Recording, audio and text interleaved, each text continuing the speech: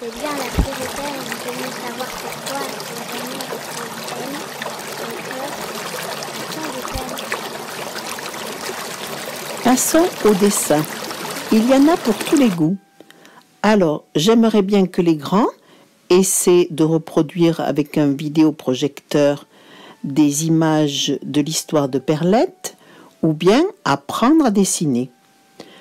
Dessiner un nuage, dessiner des gouttes d'eau, dessiner la glace. Tout le monde peut essayer, petits et grands. Par contre, les coloriages sont réservés aux tout petits. À partir du CE1, on peut apprendre à dessiner. Allez, à vos crayons, appliquez-vous.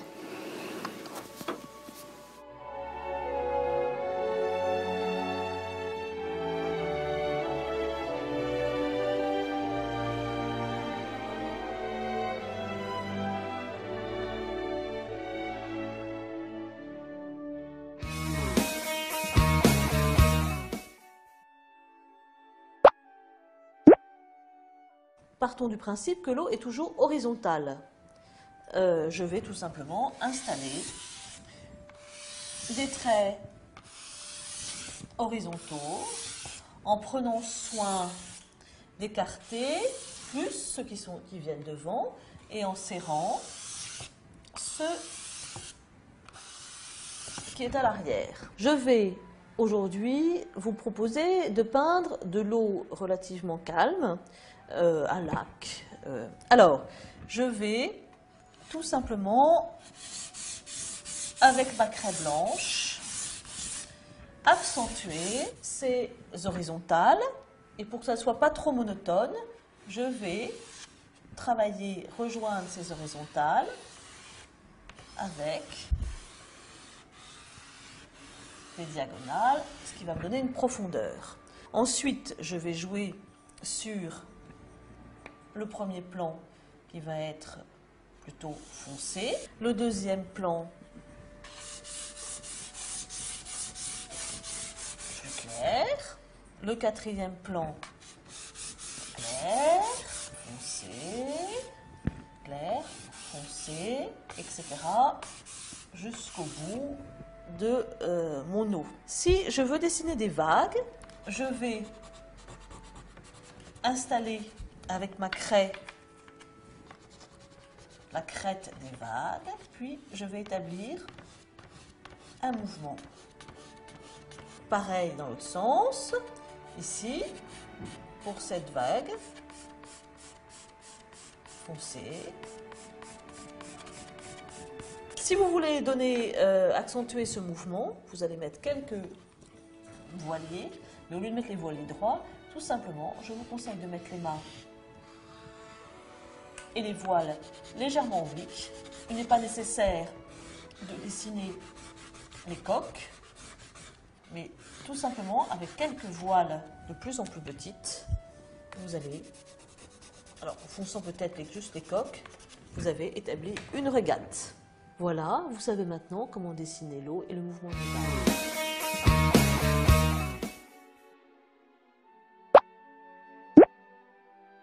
Alors, pour les nuages, en particulier pour les cumulonimbus, décidez d'où vient la lumière. La lumière vient en général en haut, à droite ou à gauche. Donc, je vais décider de mettre la lumière ici. Mes nuages sont des formes assez ressemblant un peu à des moutons, sauf que ne pas oublier que les nuages sont posés sur coussin d'air. Donc, le bas du nuage sera droit. Alors, je vais installer plusieurs formes de nuages, sans oublier que ces nuages sont posés sur coussin d'air. Il va y avoir un nuage principal qui va cacher les autres. Je vérifie aussi que plus je m'éloigne au loin, plus les nuages vont devenir petits. La lumière venant sur le côté gauche, je vais faire comme n'importe quelle sphère.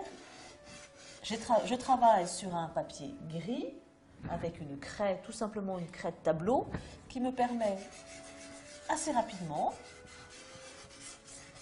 de monter des plans.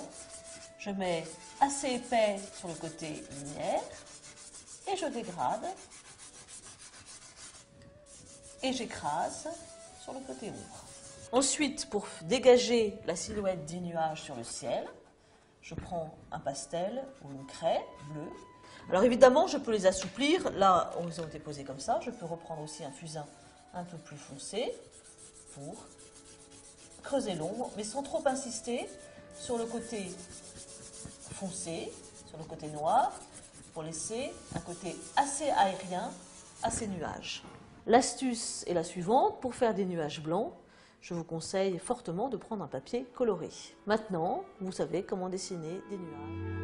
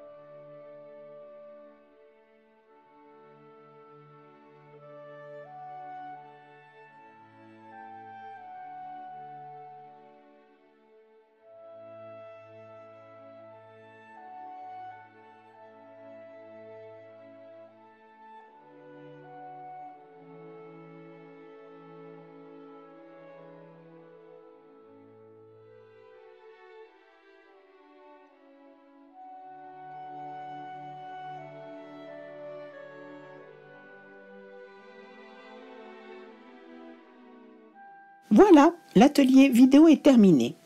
Il vous reste beaucoup de temps maintenant pour essayer de faire un magnifique dessin.